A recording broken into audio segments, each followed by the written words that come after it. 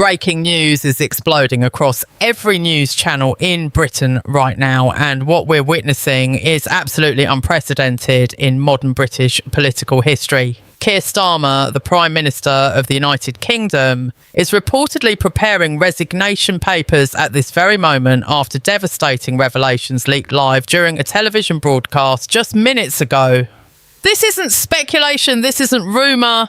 This is happening right now in real time, and the shockwaves are tearing through Westminster like a political earthquake. What leaked on live television has destroyed Starmer's credibility so completely, so thoroughly, that sources inside Number 10 are saying his position has become completely untenable. Senior cabinet ministers are reportedly refusing to take his calls. Labour backbenchers are in absolute panic mode, and the British public is watching in stunned disbelief as their Prime Minister's entire career implodes before their eyes. The footage that just aired on live TV shows something so damaging, so politically catastrophic, that there's simply no way Starmer can survive this. We're talking about revelations that go to the very heart of his integrity, his honesty, and his fitness to hold the highest office in the land. And it all came out not through a carefully planned opposition attack or a strategic media leak, but through a broadcasting accident that nobody saw coming. A live microphone that should have been off, a camera that should have been pointed somewhere else, and suddenly everything Starmer has been hiding, everything his team has been desperately trying to keep secret, is out there for the entire world to see. The timing couldn't be worse for the Prime Minister, because this comes on top of the constitutional crisis we've been covering. The ongoing battles with King Charles, the declining poll numbers, and the growing unrest within his own party. This was supposed to be the week Starmer got back on track, reset the narrative, showed strong leadership. Instead, we're watching what looks like the final hours of his premiership. Political insiders are saying they've never seen anything like this, never seen a Prime Minister's position collapse so quickly and so completely. The footage is already going viral across social media with millions of views in just the past hour. Opposition parties are preparing emergency statements. Constitutional experts are being dragged out of retirement to explain what happens when a Prime Minister resigns mid-term during a constitutional crisis. And inside Downing Street, according to multiple sources, there's absolute chaos as Starmer's team realises there's no spinning their way out of this one, no damage control strategy that can save him now. What you're about to hear is the full story of what just leaked, how it happened, and why it means Keir Starmer's time as Prime Minister is effectively over. Let me take you through exactly what happened, because the details of this leak are absolutely explosive, and they explain why Starmer's position has become impossible to maintain. It started during what was supposed to be a routine interview segment on one of Britain's major news networks. Starmer had agreed to do a pre-recorded interview that would air during the evening news, discussing his legislative agenda and trying to move past the constitutional crisis that's been dominating headlines. The interview itself was unremarkable, standard political talking points and carefully rehearsed answers to predictable questions. But what nobody realised, what Starmer's team didn't catch, was that the recording equipment hadn't been fully shut down after the interview concluded. The cameras were still rolling and the microphones were still live as Starmer sat in the studio waiting for his handlers to come collect him. And that's when everything went catastrophically wrong for the Prime Minister. Starmer, thinking he was off camera and speaking in what he believed was complete privacy, started having a conversation with one of his senior advisors who'd remained in the studio. And what he said in that conversation, what got captured on recording equipment that was supposed to be off, has destroyed his premiership. The audio is crystal clear. There's no ambiguity about what was said. No way to claim it was taken out of context or misunderstood. Starmer's own words in his own voice admitting to things that completely contradict everything he's been telling Parliament and the British public. The specific content of what Starmer said is so damaging that when the broadcast network realised what they had captured, there was apparently a frantic debate about whether to air it at all. Senior executives were called in for emergency meetings. Legal teams were consulted about potential liability. But ultimately, and this is crucial, the decision was made that the public interest in broadcasting this material outweighed any concerns about political fallout. Because what Starmer admitted on that recording goes directly to questions of honesty and integrity that the British people have a right to know about their Prime Minister. So the footage aired unedited and in full during the evening news broadcast, and the reaction was immediate and devastating. Social media exploded within seconds. Other news networks scrambled to confirm the authenticity of the recording and get their own coverage on air. Political opponents started drafting statements before the segment had even finished airing, and inside Number 10, the Prime Minister's team went into full crisis mode as they realised the magnitude of what had just been made public. What exactly did Starmer say that's proven so catastrophic? The recording captures him admitting that he knowingly misled Parliament about the constitutional legislation we've been discussing, the bill that King Charles froze. Starmer explicitly states on the recording that he was fully aware the legislation contained provisions that would fundamentally alter the constitutional balance, that this wasn't just routine procedural updates as he'd been claiming publicly. He admits that the strategy was deliberately to bury these changes in technical language and hope nobody noticed until it was too late. But it gets worse, so much worse. Starmer also discusses on this recording his real view of the British public, and it's absolutely contemptuous. He refers to voters as easy to manipulate, suggests that most people are too stupid to understand constitutional issues, and laughs about how simple it is to get controversial policies through if you just hide them in boring legislative language. The elitism, the arrogance, the sheer contempt for ordinary people drips from every word. This is a Labour Prime Minister, someone who's supposed to represent working people, caught on camera expressing views that would make the most out-of-touch aristocrat blush. The political damage from these admissions is simply incalculable. Everything Starmer has said in his defence over the past weeks about the constitutional crisis is now proven to be lies. His claims that the King overreacted, that the legislation was innocuous, that concerns about constitutional overreach were overblown. All of it completely contradicted by his own private admissions. He knowingly lied to Parliament, which is traditionally a resigning matter in British politics. He knowingly lied to the public, which destroys any remaining trust voters might have had in him. And he revealed a level of contempt for democratic accountability that's fundamentally incompatible with holding democratic office. Within minutes of the broadcast airing, Conservative MPs were on their feet in Parliament demanding Starmer's immediate resignation. The Speaker had to suspend proceedings because of the chaos in the chamber.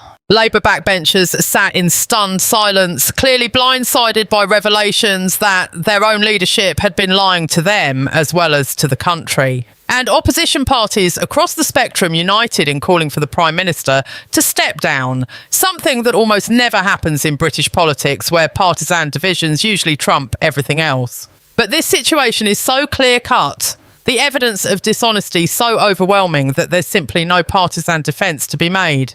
Even Starmer's closest allies in the Labour Party are reportedly telling him privately that his position is untenable, that there's no path forward, that resignation is the only option that preserves any shred of dignity. The recording also captured Starmer discussing his strategy for dealing with King Charles, and this might be the most politically toxic element of everything that leaked. Starmer describes the king in viciously personal terms, mocking his intelligence, questioning his mental fitness, and suggesting ways to undermine the monarchy's public standing if Charles continues to resist the government's agenda. This isn't just political disagreement or constitutional debate. This is the Prime Minister of the United Kingdom caught plotting against the Crown itself, discussing tactics to damage an institution that the vast majority of British people hold in high regard. The disrespect, the scheming, the willingness to weaponise government power against the monarchy for partisan political advantage, it's all there in Starmer's own words. And the British public, even those who might be ambivalent about the monarchy generally, are absolutely appalled by what they're hearing. There's a basic expectation that the Prime Minister will show respect for constitutional institutions, even when there are disagreements. What Starmer revealed in this leaked conversation shatters that expectation completely. The immediate aftermath of the leak has been nothing short of chaotic, with developments coming so fast that it's difficult to keep track of everything happening simultaneously. Within the first hour after the broadcast, 3 junior ministers reportedly submitted their resignations from Starmer's government, unable to continue serving a prime minister they now know has been systematically lying to them and to Parliament. Those resignations are apparently just the beginning, with sources suggesting that more cabinet members are preparing to jump ship as soon as they can draft appropriate resignation letters. The principle of collective responsibility that holds governments together is completely collapsing, because how can ministers defend policies and decisions when they now know the Prime Minister has been fundamentally dishonest about core issues? Senior Labour MPs who've spent weeks defending Starmer publicly are now facing brutal criticism from their own constituents who feel betrayed and lied to. The political cover these MPs provided is evaporating by the minute as they realise that continuing to stand by Starmer means destroying their own credibility and possibly their own careers. Several have already started distancing themselves through carefully worded statements that express shock at the revelations while avoiding direct calls for resignation. But everyone knows that's just the first step before they turn on him completely. The timeline for how long Starmer can actually hang on is being measured in hours now, not days or weeks. Constitutional experts appearing on news programmes are explaining that while there's no formal mechanism to immediately remove a sitting Prime Minister, the political pressure becomes insurmountable very quickly when a leader loses the confidence of their own party. And Starmer is losing that confidence at breathtaking speed as the full implications of his dishonesty sink in. Across the Labour benches, backbench MPs are reportedly organising, trying to coordinate a response that will force Starmer out before he does any more damage to the party's electoral prospects. Because the longer this drags on, the more Labour becomes associated with dishonesty and contempt for voters, the harder it will be for them to recover politically. The smart political move is to cut Starmer loose, immediately install a caretaker leader and try to rebuild trust with the electorate. Every hour that Starmer remains in office is another hour of devastating headlines, viral social media content and polling damage that might take years to reverse. Inside Number 10 itself, the atmosphere is reportedly apocalyptic. Staff members are described as walking around in a daze, unable to process how completely their boss has imploded. The normal operations of government have basically ground to a halt because nobody knows who's actually in charge anymore or whether any decisions being made will still stand in 24 hours. Senior civil servants are apparently preparing briefing papers for whoever becomes the next Prime Minister, working on the assumption that Starmer's tenure is effectively over, even if his formal resignation hasn't come yet. The machinery of government is already moving past him, treating him as a lame duck whose opinions and directives don't really matter anymore. That's perhaps the clearest sign of how thoroughly his authority has collapsed. Even if Starmer somehow decided to try fighting this out and refusing to resign, he'd be Prime Minister in name only with no actual ability to govern. The leaked recording has also reignited all the previous controversies and scandals that had been bubbling around Starmer's premiership. Issues that had been successfully buried or deflected are now being re-examined in light of the Prime Minister's demonstrated willingness to lie and mislead. Journalists are going back through previous statements and press conferences looking for other instances where Starmer might have been dishonest, and they're finding plenty of questionable moments that look very different now that we know his private contempt for transparency and accountability. This is creating a cascading effect where the damage from the leaked recording is compounding and multiplying as it triggers re-evaluation of everything Starmer has said and done since taking office. His entire premiership is being retrospectively delegitimised, which is absolutely catastrophic for a leader who built his political brand around integrity and honesty. The international dimension of this scandal is also developing rapidly and creating additional pressure on Starmer to resign. Allied governments are reportedly expressing private concerns about the stability of the British government and the reliability of a Prime Minister who's been caught lying so blatantly. There are whispers that some international counterparts are putting planned meetings and agreements on hold until the UK political situation stabilises, which it obviously can't do while Starmer remains in office. Britain's adversaries, meanwhile, are having an absolute field day with this scandal, using it as propaganda to suggest that Western democracy is corrupt and hypocritical. Every hour that Starmer clings to power, despite the overwhelming evidence against him, is another hour of international embarrassment for the United Kingdom. From a pure realpolitik perspective, Britain's national interest demands that this political crisis be resolved quickly, and that means Starmer has to go. The palace has remained officially silent on the leaked recording, as you'd expect given constitutional propriety, but sources close to the king are apparently making it known through back channels that Buckingham Palace was disturbed by Starmer's private comments about the monarchy. The relationship between Number 10 and the palace, already strained by the constitutional crisis, has now completely broken down. It's difficult to see how Starmer could continue functioning as Prime Minister when he's lost the working relationship with the King that's essential for the role.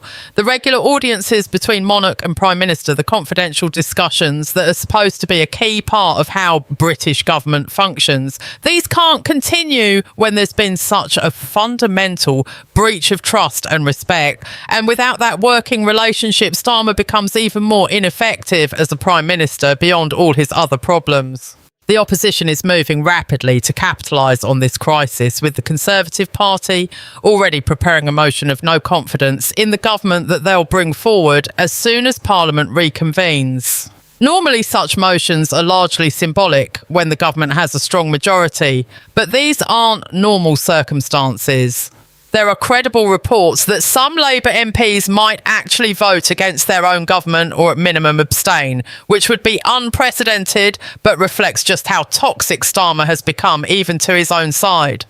The prospect of a Prime Minister losing a confidence vote because his own MPs won't support him is almost unthinkable in British politics, but we're in unthinkable territory now. Everything about this situation is unprecedented, and normal political rules and expectations don't seem to apply anymore. Public opinion has turned against Starmer with stunning speed and thoroughness. Polling conducted in the hours after the leak shows his approval ratings in absolute freefall, dropping to historic lows that even the most unpopular previous prime ministers never reached. The British public does not forgive leaders who lie to them, especially when those lies are delivered with such obvious contempt for ordinary people's intelligence. The leaked recording confirmed every negative suspicion people had about politicians generally and Starmer specifically. He's become the embodiment of everything voters hate about the political class. The dishonesty, the elitism, the sense that they're being manipulated and talked down to. That's not a reputation you recover from while in office. As we track developments minute by minute, the question isn't really whether Starmer will resign anymore, but rather when and how that resignation will be announced. Political observers are suggesting that his team is probably negotiating the terms right now, or trying to arrange some kind of managed departure that allows Starmer to retain some tiny shred of dignity. But even that might not be possible given how completely his position has collapsed. There's talk of him making a statement later today, potentially within the next few hours, though whether that statement will be a defiant refusal to resign or an acknowledgement that his position is untenable remains unclear. Either way, the countdown has begun on Starmer's premiership, and everyone in Westminster knows it. The mechanics of what happens after Starmer resigns are complex and are being furiously debated by constitutional experts and political insiders. Labour would need to quickly select a new leader who would then become Prime Minister. But the party's leadership election rules normally require a lengthy process of nominations and voting. There's discussion of whether those rules could be suspended or fast-tracked given the emergency circumstances, installing a caretaker leader who could stabilise the situation while a proper leadership contest is organised. Names being floated as potential successors include several senior cabinet members, though any of them who are closely associated with Starmer's agenda will struggle with the taint by association.